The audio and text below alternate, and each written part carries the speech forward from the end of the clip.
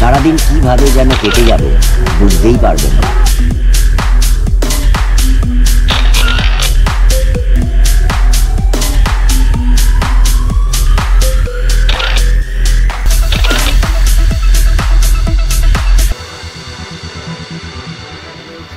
পাঁশকুড়া স্টেশনে এসে আমরা পৌঁছলাম, দুই বন্ধু, আমি আর রাজা। 170 টাকায় লাস্ট অব্দি রফা হলো। এখন অযোধ্যা চলে গেছে সব ফুল। সব ফুল বেরিয়ে গেছে অযোধ্যা।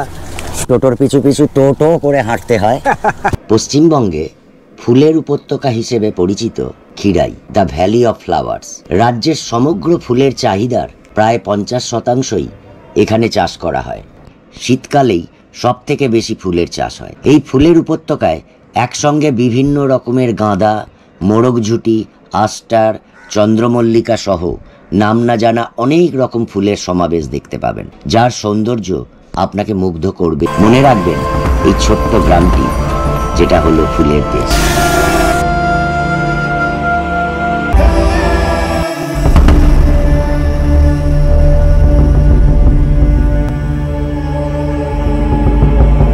চারিদিকে শুধু রঙিন ফুল আর ফুল, তার মাঝে সরু রাস্তার আল ধরে হাঁটতে হবে আপনাদের।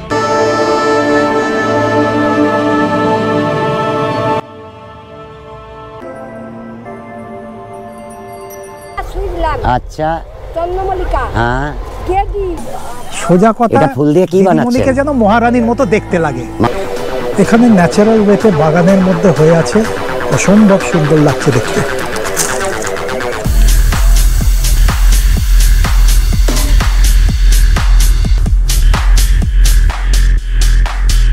তো আমরা এই আশাতেই এসেছি যে এখানে মানুষজন ফুল দেখতে এসছেন, তো তারই মধ্যে কেউ কেউ মূলও খুঁজছেন। স্ত্রী স্বামীকে কনভিন্স করতে ব্যস্ত এটা মুলি গাছ। আমি দেব, আপনারা দেখছেন দেব সোমা ভ্রমণ এক্সপ্লোরার। আজকে সকাল সকাল হাওড়া স্টেশনে পৌঁছে গেছি। আজকে আমি আপনাদেরকে নিয়ে যাব খিরাই, সেই জন্য পাঁশকুড়া লোকাল ধরার ইচ্ছে আছে। 8টা 5-এ একটা গাড়ি আছে, আর আজকে আমার সাথে রাজা যাচ্ছে। রাজাকে নিশ্চয়ই আপনারা জানেন, আমার সাথে গোমুখ সিরিজে দেখেছেন ওকে। চলুন যাওয়া যাক।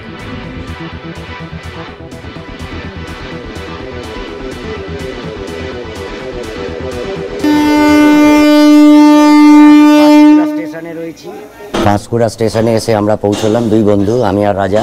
জাস্ট স্টেশন নামলাম। এখান থেকে আমি আপনাদেরকে নিয়ে যাব খিরাইতে। আমার সাথে আজকে আপনাদের বহু পরিচিত, আগেও পরিচয় হয়েছে, রাজা রয়েছে। রাজাকে চিনতে পারছেন আপনারা? রাজা আর আমি আজকে যাব খিরাইতে ফুলের বাগানে। জানি না ফুল কতটা আছে, গেলে বুঝতে পারবো। চলুন সঙ্গে থাকুন, এনজয় করুন। গাড়িটা একটু লেট ছিল, চলুন নামা যাক, দেখি কি পাই, অটো পাই বা কি পাই, দেখা যাক। চলুন।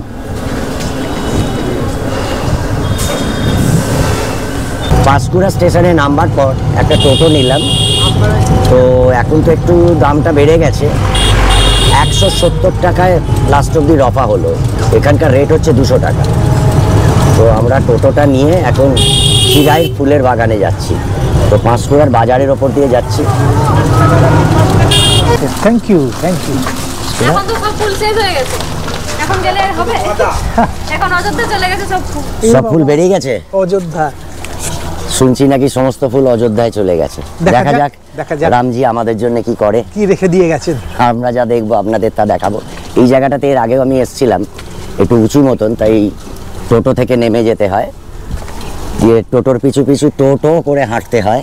কি একদম, টোটোর পিছনে টোটো করে হাঁটতে হয়, তারপরে আবার গিয়ে উঠতে হয়। এর আগের বারে থেকেই মেঘাচ্ছন্ন আকাশ, হ্যাঁ, একটা শীত শীত ভাব রয়েছে। শীত প্রায় শেষের মুখে, ভালোই লাগছে, আবহাওয়াটা অত্যন্ত মনোরম। চলো ওটা যাক।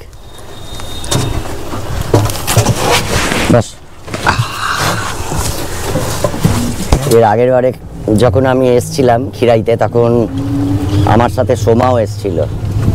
তো সেই পর্বটা আপনারা দেখেছিলেন। যারা এখনো অবধি দেখেননি, এই ভিডিওর ওপরে লিংক দেওয়া থাকবে, আপনারা দেখে নেবেন।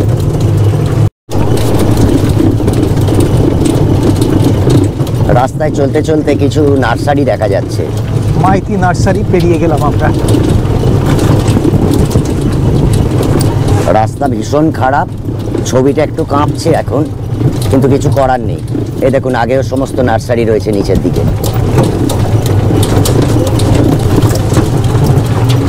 এখানকার মাটিতে আর মানুষের হাতে দুজনেরই জাদু আছে একদম। সেই কারণেই চারিদিকে এত ফুল, এত গাছ। এগুলো দেখে মনে হচ্ছে যে আমরা ভাবছি যদি তুমিও চাও রাজাদা, একবার ওই ভ্যালি অফ ফ্লাওয়ার্সটা যদি উত্তরাখণ্ডে গিয়ে করা যায়। অবশ্যই অবশ্যই। তাহলে দর্শকরাও আনন্দ পাবে। হ্যাঁ তবে জার্নিটা খুব মানে আমি যা শুনেছি ভীষণ কষ্টকর। হ্যাঁ তাই তো? হ্যাঁ, আমি গেছি, তখন কষ্টকর মনে হয়নি, তবে এখন গেলে অবশ্যই কষ্টকর লাগবে। আর আরেকটা জিনিস, ওটার সিজনটা কখন? সিজনটা হচ্ছে ফুল দেখতে গেলে অবশ্যই বর্ষাকালেই যেতে হবে।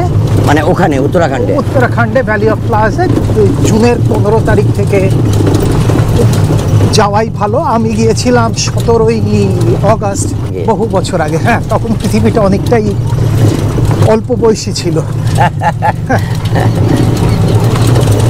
যাকে যদি হয় সম্ভব, হ্যাঁ, তাহলে তুমি আর আমি এই ট্যুরটা করব। ইচ্ছে তো রইলই। পশ্চিমবঙ্গে ফুলের উপত্যকা হিসেবে পরিচিত Khirai, the valley of flowers. রাজ্যের সমগ্র ফুলের চাহিদার প্রায় 50% এখানে চাষ করা হয়। স্থানীয় কৃষকদের বক্তব্য অনুযায়ী এখান থেকে বেশিরভাগ পণ্য কলকাতায় নিয়ে যাওয়া হয় এবং কলকাতা থেকে সারা ভারতবর্ষে আস্তে আস্তে এই ফুলগুলোকে সাপ্লাই করা হয়। খিরাই থেকে কলকাতার দূরত্ব প্রায় 90 কিলোমিটার। পশ্চিমবঙ্গের ফুলের উপত্যকা হলো খিরাই। কৃষকদের ক্ষেতে এখানে সারা বছরই ফুটে থাকে বিভিন্ন বর্ণের ফুল। এখন বলবো কিভাবে পৌঁছানো যাবে। হাওড়া থেকে গন্তব্যে পৌঁছতে সময় লাগে 2 থেকে 2.5 ঘন্টা। হাওড়া থেকে ট্রেন ধরে বালিচক, মেদিনীপুর, খড়গপুরগামী ট্রেন, সেটা থেকে নামবেন আপনি খিরাইতে। পাঁশকুড়ার পরের স্টেশনের নামই হলো খিরাই। পাঁশকুড়া লোকালে যদি ওঠেন তাহলে পাঁশকুড়া স্টেশনে নেমেও টোটো নিয়ে খিরাই আসতে পারেন, যেভাবে আমরা যাচ্ছি। আর আপনি যদি খিরাই স্টেশনেই নামেন তাহলে রেল লাইন ধরে পাঁশকুড়ার দিকে এগিয়ে চলুন 1 থেকে 1.5 কিলোমিটার। এবার যে রেল লাইনের পাশ দিয়ে যে রাস্তাটা রয়েছে সেটা ধরে হাঁটার সময় ওইখান দিয়ে কিন্তু অহরহ দূরপাল্লার ট্রেনগুলো ছুটে চলেছে, তাই সাবধানে চলা জরুরি। হাঁটতে হাঁটতে কাঁসাই ব্রিজ পড়বে, যেখান থেকে সিঁড়ি দিয়ে নিচে নেমে ফুলেদের স্বর্গরাজ্য। যতদূর চোখ যাবে দিগন্ত জুড়ে ফুলের রাজত্ব। অবশেষে একটা বাগানের সামনে এসে দাঁড়িয়েছি। প্রচুর মানুষজন এসছেন দেখতে। চলো আগে দিয়ে। এবং একটা মেলা মেলা ভাইবও পাওয়া যাচ্ছে। এর আগে এসছি, গ্যাঞ্জাম ছিল না, দোকানপাট ছিল, ফুলের প্রচুর দোকান ছিল, কিন্তু এতটা ছিল না। মোবাইলে দেখতে দেবে, লাইভ দেখেছি।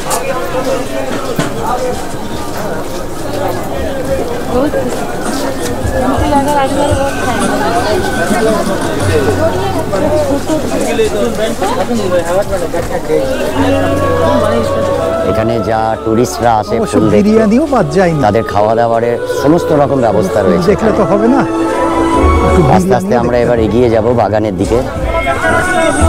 তবে এর আগে যখন আমি এসেছিলাম এখানে এতটা গ্যাঞ্জাম ছিল না, এবারে একটু যেন বেশিই দেখছি। খিরাই আসার সব থেকে উপযুক্ত সময় হলো শীতকাল, কারণ বছরের অন্য সময়ের মধ্যে শীতকালেই সব থেকে বেশি ফুলের চাষ হয়। এই ফুলের উপত্যকায় একসঙ্গে বিভিন্ন রকমের গাঁদা, মোরগঝুটি, আস্টার, চন্দ্রমল্লিকা সহ নাম না জানা অনেক রকম ফুলের সমাবেশ দেখতে পাবেন, যার সৌন্দর্য আপনাকে মুগ্ধ করবেই।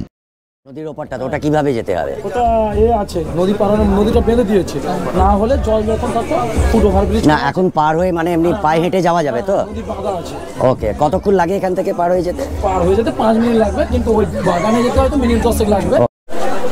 এত রকম ফুলের চাষ এবং তার বিচিত্র রূপ, এগুলো দেখতে দেখতে কখন যে 2 থেকে 3 ঘন্টা সময় পেরিয়ে যাবে তা বুঝতেই পারবেন না। খিরাই যেন দৈনন্দিন জীবনের ব্যস্ততার মাঝে বেঁচে থাকার অক্সিজেন। বিঘার পর বিঘা জমিতে ফুটে আছে হরেক রকমের রং বেরঙের ফুল। এই জায়গাটা খুব করে জানো তো, স্লিপ করে। আমি আগের বারে স্লিপ করে গেছি। সারাদিন কিভাবে যেন কেটে যাবে বুঝতেই পারবেন না। মনে রাখবেন এই ছোট্ট গ্রামটি, যেটা হলো ফুলের দেশ।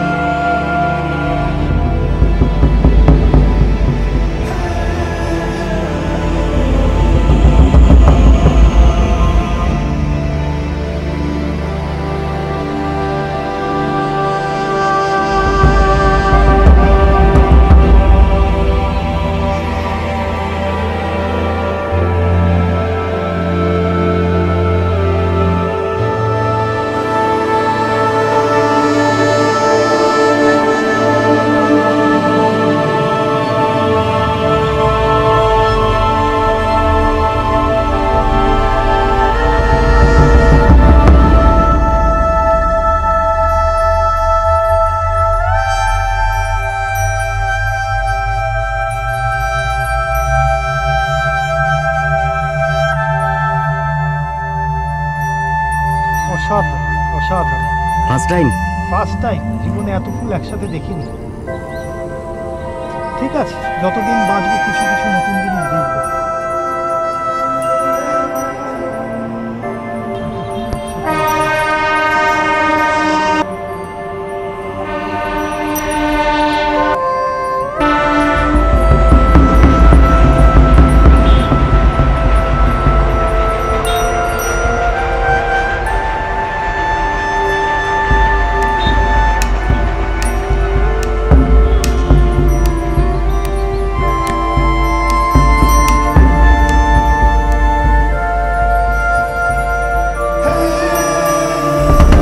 তুলছে এই ছবিগুলো, মগ্ন তার ডিএসএলআর এ ছবি তোলার ওর শখ জেগেছে।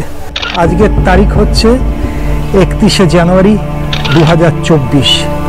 আমরা খিরাইতে এসেছি ফুলের বাগানে। Thank you.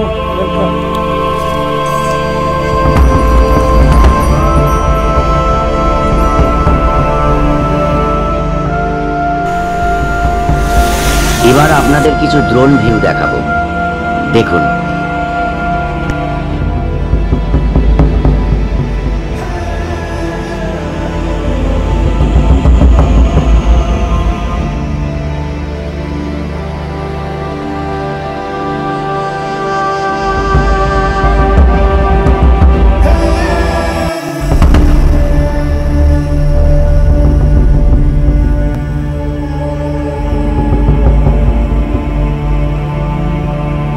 চারিদিকে শুধু রঙিন ফুল আর ফুল, তার মাঝে সরু রাস্তার আল ধরে হাঁটতে হবে আপনাদের। ফুলেদের পাশাপাশি কিছু সবজিও আছে।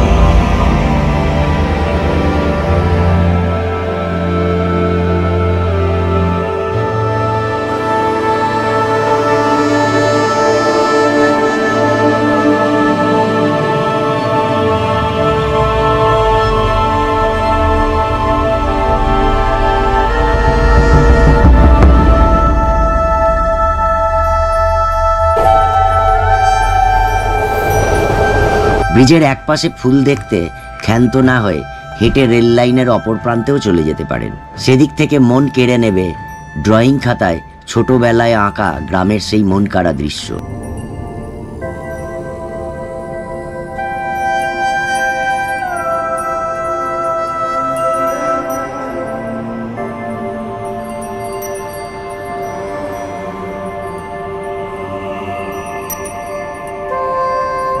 এখানে বাঁধাকপি হয়ে রয়েছে প্রচুর। দেখেছো বাঁধাকপিগুলোর সাইজগুলো? দেখেছি। হ্যাঁ, সত্যি এদের হাতে জাদু আছে, তাই না? একেবারে হাতে জাদু আছে, হাতে জাদু, মাটিতেও জাদু, মানে ভাবা যায় না। হ্যাঁ, এদেশে অনেক কিছুই আছে রে, এত সুন্দর জিনিস এক্সপ্লোর করলে বড় ভালো। শুনলাম আসবার সময় এখান থেকে ম্যাক্সিমাম ফুল নাকি অযোধ্যায় গেছে। অযোধ্যায় 22 তারিখের জন্য বেরিয়ে গেছিল। যাক, বাংলার ফুল রামলালার পায়ে গেছে, এটা আমাদেরও গর্বের বিষয়। এটা নিশ্চয়ই। আমরা তো এখনো যেতে পারিনি। যাব, নিশ্চয়ই যাব। অবশ্যই যাব, অবশ্যই যাব, আমার দর্শকদের জন্য যাব।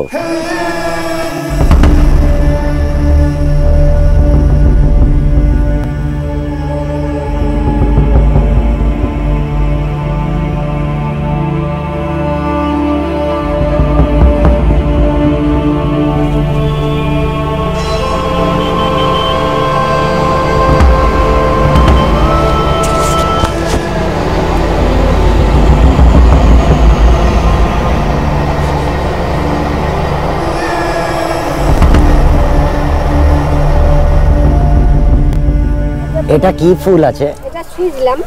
আচ্ছা, এটা কি এই টাইমেই হয়? হ্যাঁ। আচ্ছা, এবারে এত কম কেন দেখছি? বন্যা ডুবে গেছিল তো। আচ্ছা আচ্ছা, পরেই তো ডুবে গেল না বন্যাতে। আচ্ছা, আবার চাষিদের কত কষ্ট হলো জানো? তাই তো। হ্যাঁ, বিশাল কষ্ট হলো, গাছ লাগিয়ে দিয়েছিল সব। হ্যাঁ, আর না, এই যে ফুলটা তুমি তুলছো, এই ফুলটা ভীষণ কম দেখছি। আমি এর আগে এসেছিলাম, অনেক বেশি দেখেছিলাম, মানে অন্য বছরে। খুব দেরি হয়েছে। আচ্ছা, সুইজলাম। কোনটা? এইটা সুইজলাম। আচ্ছা, চন্দ্রমল্লিকা। হ্যাঁ, গেদি। আচ্ছা, ঠিক আছে।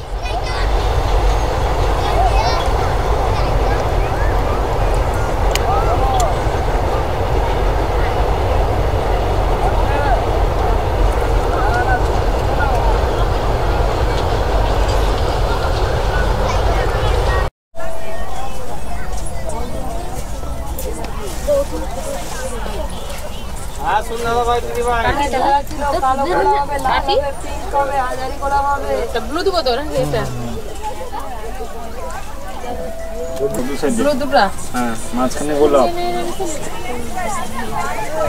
সাইডে দুটো হোয়াইট, সাদা।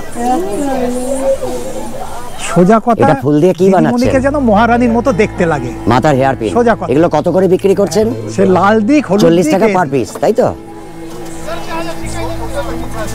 তা মহারানীর কি আপনি মহারাজা? এগুলো 30 টাকা। Very good. বুঝলে রাজাদা, এইগুলো 30 টাকা করে, হ্যাঁ। আর উনি যেটা বানাচ্ছেন ওটা 40 টাকা পিস। এতে সব কালারিং ফুল দেওয়া আছে। বাহ,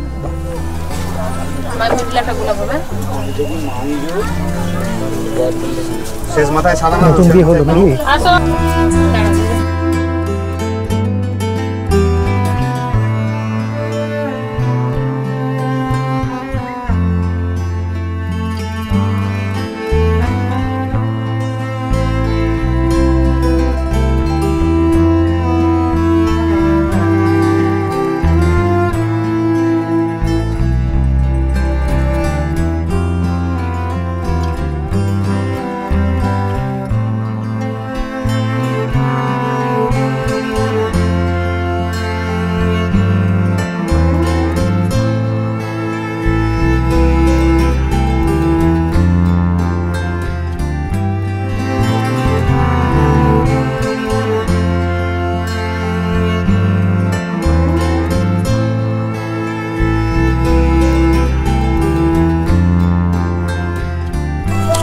আইসক্রিম খাচ্ছ?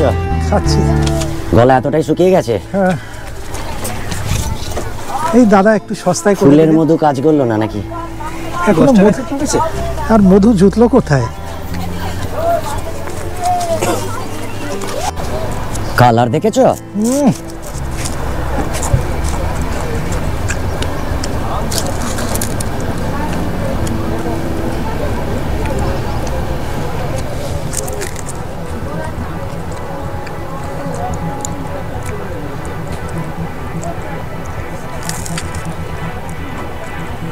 দারুণ দারুণ সব সাদা ফুল, ডালিয়াও হয়ে আছে, এবং একসাথে এত রং বেরং ফুলের বাহার তো আমরা কলকাতায় ঠিক দেখতে পাই না, একমাত্র ফুলের বাজারে গেলে তবেই দেখা যায়।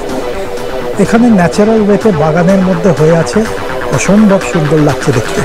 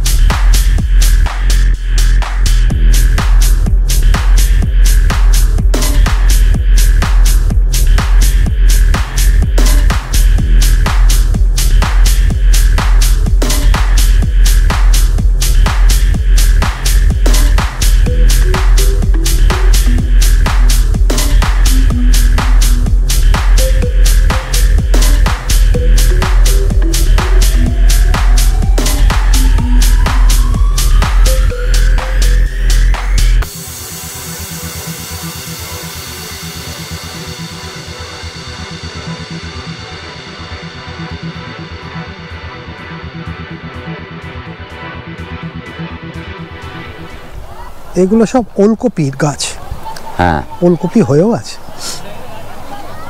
আমার বাঁধাকপি মনে হয়েছিল। না না না, ওই তো ওলকপি। ওই খিরাইয়ের ফুলের বাগানে এসছি, তো আমরা এই আশাতেই এসছি যে এখানে মানুষজন ফুল দেখতে এসছেন, তো তারই মধ্যে কেউ কেউ মূলও খুঁজছেন। স্ত্রী স্বামীকে কনভিন্স করতে ব্যস্ত এটা মুলি গাছ। তা ঠিক আছে, অসুবিধা তো কিছু নেই, যে যেটা চাই যার যেটা ভালো লাগে তাই করবে।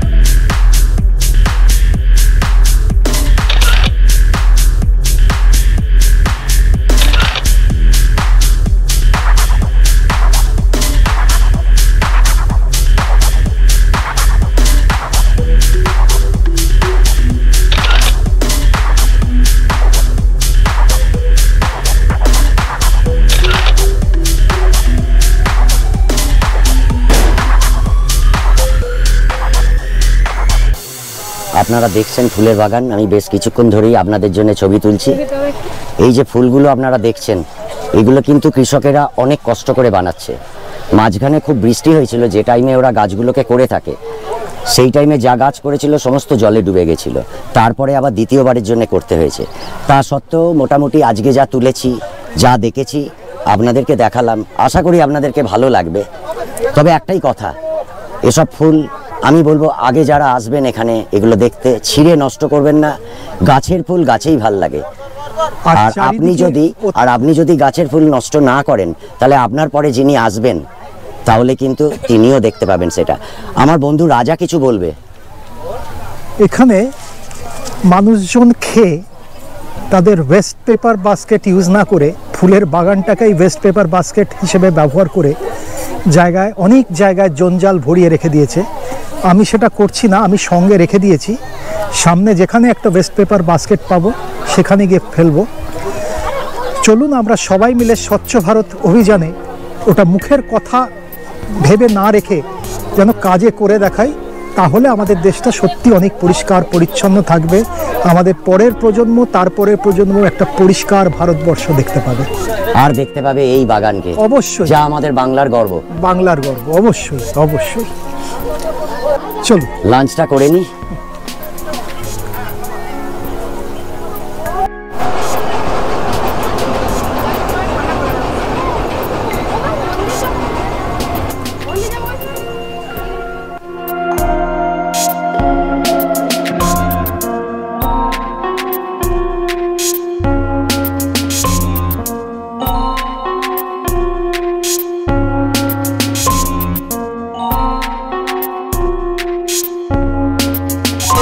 আমরা এখন বাইরের দিকটাতে এসেছি, দুজনে একটু লাঞ্চ করব। ঘড়িতে অনেক সময় হলো, কত বাজে? 2টো বাজতে চললো। 2টো প্রায় বাজতে চললো। তো ভাবছি একটু লাঞ্চ করে নেবো। চলুন কোথায় খাওয়া যায় দেখা যাক, আর কি খাওয়া যায়, কীরকম খাওয়া দাওয়া দেখা যাক।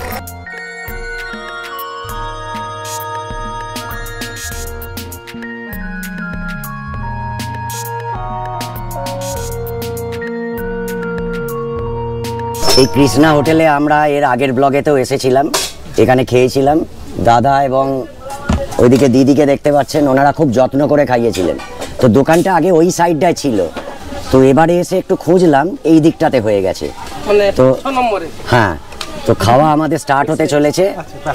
ভাত দিয়েছে শুক্তো, এটা তার সাথে আলু ভাজা, পেঁয়াজ, লেবু। এটা কি দাদা? Mix veg. Mix veg. এইটা দিয়ে শুরু করছি। আর রাজা একটা ডিম কারির অর্ডার দিয়েছে আর আমি একটা ফিশ কারি। আমার মাছ এসে গেছে, এদিকে রাজার ডিম কারি। দাদা এইবার একটু প্রাইসটা যদি বলে দেন আমার আমি দর্শকদের। প্রথম কথা একটা বলছি, আমাদের নর্মাল প্রাইসই রয়েছে গত বছরের মতনই। ডিম ভাত 60 টাকা, মাছ ভাত 80 টাকা, আচ্ছা মাংস ভাত 100 টাকা, বিরিয়ানি 100 টাকা। আচ্ছা, কোন মাংস, চিকেন না মাটন? চিকেন। আর মাটন হলে? মাটনটা হয় না খুব, যদি কেউ এসে অর্ডার দেয়। চিকেনই হয়েছে কিন্তু মটনের মতন স্বাদ হয়েছে মনে হয়। আচ্ছা। রাজাদা কিরম লাগছে গো টেস্ট তোমার? তুমি তো প্রথমবার খেলে। ভাল লেগেছে? কিছু ঘরে নিয়ে যাওয়া যায়। গেলাম দাদা। দিদি আসছি। আবার আসবেন। নিশ্চয়ই আসবো। এই যে এই দাদাকেই দেখেছিলাম আগের বারে, কৃষ্ণা হোটেল। ব্যাপক ভিড় আছে কিন্তু, দেখো প্রত্যেকটা স্টলেই ভিড় আছে এবং খাওয়া দাওয়ার যথেষ্ট ভালো আয়োজন করা আছে, তাই না? সব রকমই আছে। হ্যাঁ হ্যাঁ। আর পার্কিংটা দেখছো, এই যে ব্রিজটা, রেলের ব্রিজ, ঠিক ওই পাটটাতে পার্কিংটা দেখা যাচ্ছে। যদি কেউ গাড়িও আনে কোনো রকম অসুবিধা হবে না। চলো এবার বেরিয়ে যাওয়া যাক, আমরা ট্রেন ধরবো।